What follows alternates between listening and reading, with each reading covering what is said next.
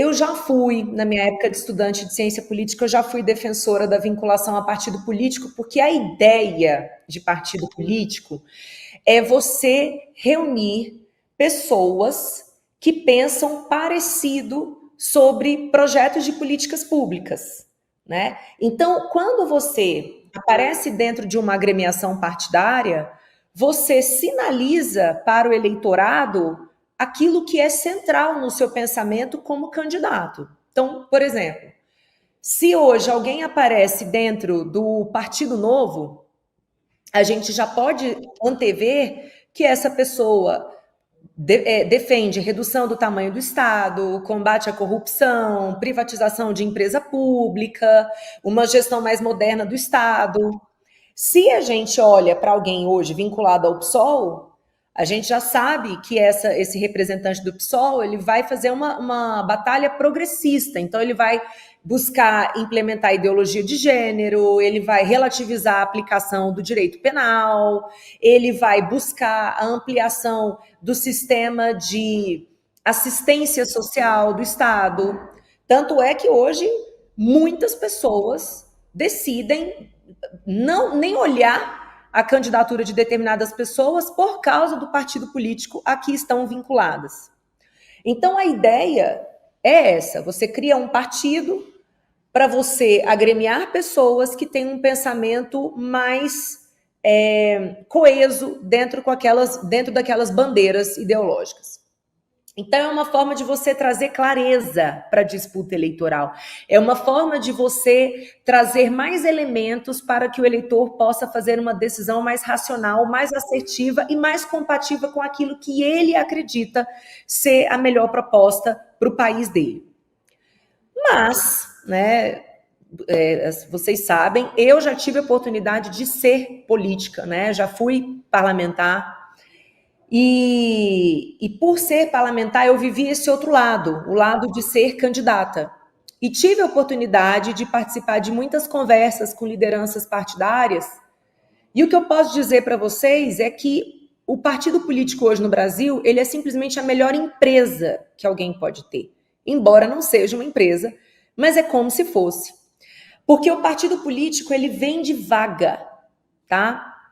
Não é que ele vende, ele vai cobrar por isso. Eu tenho notícias de que alguns até fazem isso, mas eu não vou tratar do crime, tá? Eu vou tratar da negociação que acontece. Quando uma pessoa no Brasil quer ser candidata, ele vai ter que conseguir uma vaga dentro de um partido político para poder disputar. Para homens, hoje, está difícil conseguir vaga, porque a gente teve uma alteração na legislação eleitoral. E antes, na eleição de 2018, por exemplo, os partidos poderiam lançar 150% o número de vagas para aquela disputa, né? Então, por exemplo, na Câmara Legislativa aqui do DF, são 24 deputados distritais. Então, em 2018, o partido político poderia lançar até 36 candidatos para deputado distrital.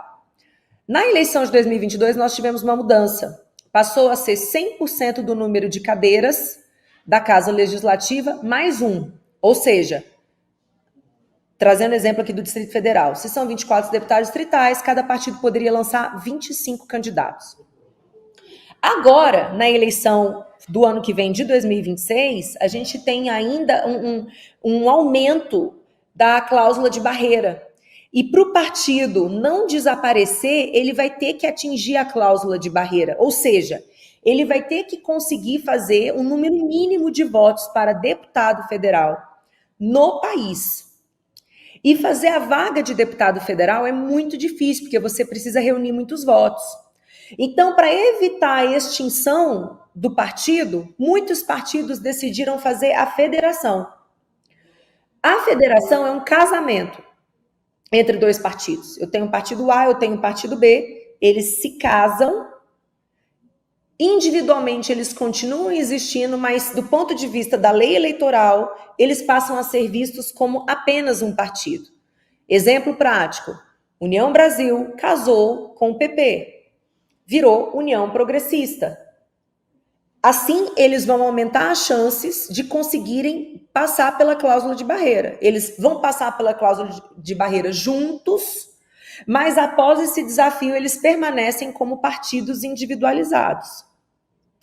Então, ao se unirem dentro de uma federação, se antes cada um poderia lançar 100% das vagas mais um, no caso do exemplo que eu estou dando, né? Cada um poderia lançar 25 candidatos a deputados distritais, por estarem federados, eles vão poder lançar apenas 25 candidatos. Ou seja, está muito difícil para uma pessoa nova, uma pessoa de fora do ambiente político, sobretudo o homem, conseguir uma vaga. Por que é mais difícil para o homem? Porque existe a lei de gênero, né, de diversidade de gênero, que obriga o partido ou federação a ter pelo menos 30% de candidatos de gênero diferente. Então, eu tenho que ter pelo menos 70%, se eu tenho 70% de homens, eu tenho que ter 30% de mulher. Se eu tenho 70% de mulher, eu tenho que ter 30% de homem. É necessariamente obrigatório esse misto, né, de candidaturas de gênero. Por que eu expliquei tudo isso? Porque, na minha percepção hoje, essa restrição toda para você poder concorrer é algo que atinge o preceito da Constituição Federal de que todos nós somos iguais perante a lei. Mas quando a gente vem para o ambiente da disputa eleitoral, homem já não é igual a mulher mais. E também uma pessoa sem partido já não é tratada da mesma forma que uma pessoa sem partido, né? Então eu acho que a obrigatoriedade que hoje existe, tanto prevista na Constituição Federal, que a Constituição Federal define como premissa de elegibilidade estar vinculada a partido político, mas também nós temos a lei que trata de eleições no Brasil, que também assim o exige. Então eu entendo que essa vinculação obrigatória a partido político, ela restringe a capacidade que um cidadão brasileiro tem de disputar uma eleição, de exercer a sua cidadania de forma ativa, não apenas passiva, que é quando nós, eleitores, vamos lá nas urnas e votamos nas pessoas. Quando a gente vota, a gente exerce cidadania passiva. Quando a gente é candidato, a gente exerce cidadania ativa.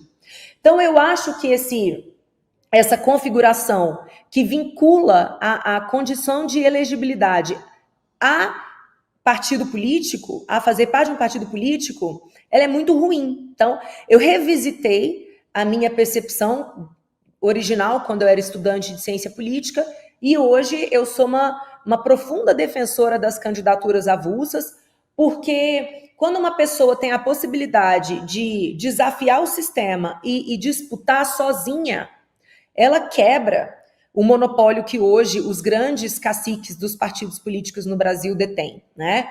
Eu falo, assim, eu sou jornalista, mas eu ainda sou uma política e é necessário sempre você nutrir um relacionamento ali, porque se o presidente do partido não gostar de você, lá na frente, ele pode simplesmente fazer uma puxada de tapete fenomenal com você. E eu já vi isso acontecer.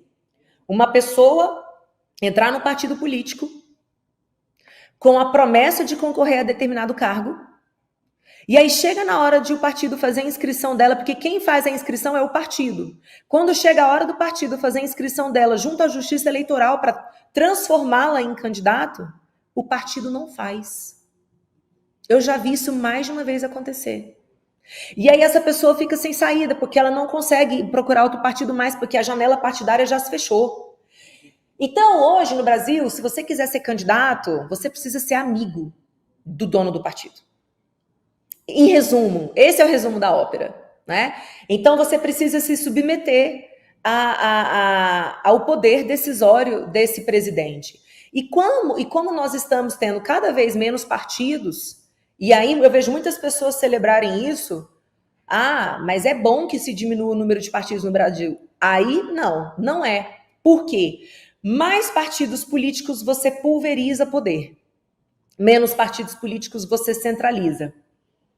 Então, eu também não, como o Serrão falou, eu também não acredito que o Supremo vai decidir contra os interesses dos grandes partidos. Eu acho que a decisão dele vai ser pela não possibilidade, até mesmo porque existe lei e a própria Constituição coloca como condição de elegibilidade está vinculada a partido político, então eu não tenho a menor dúvida de que o Supremo não autorizará isso. Apesar também de não ser papel dele, mas eu não vejo que vai trazer uma decisão nesse sentido.